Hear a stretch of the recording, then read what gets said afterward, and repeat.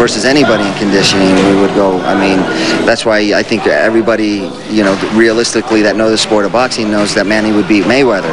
How do you get a guy? How is a guy that throws 20 punches around going to beat a guy who throws 120? Kinahaponan, diretso naman sa gym si Manny kasama si Ariza at si Coach Freddy Roach kung saan pinakita ni Manny na kahit busy sa kongreso, mapagsik pa rin ang kanyang footwork at hand speed.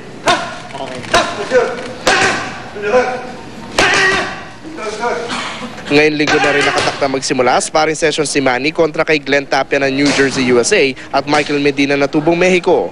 Margarito clones kung tawagin ng dalawa 6-footer na sparmates ni Manny. Halos kapareho daw nila kasi sa laki, lakas at diskarte sa ring ang dating world champion mula Mexico. Pero maliban sa mga kombinasyong pakakawalan sa ibabaw ng ring, ang kombinasyong Pacquiao, Roach at Ariza pa rin daw ang magsisilbing susi para durugin si Margarito. Hindi na mahirap sa amin na mag-adjust ng strategy and mag-apply ng mga strategy dahil matagal na kaming nagtatrabaho ng ganito, matagal na kaming magkasama sa training. So Jiggy, habang tumatagal ay lalo para patitindihin ni strength and conditioning coach Alex Ariza ang training ni Manny para masiguro na matindi man itong si Tijuana Tornado Antonio Margarito, hindi siya tatagal sa parusang pakakawalan ng ating pambansang kamao na si Manny Pacquiao. Jiggy? Maraming salamat, James Velasquez.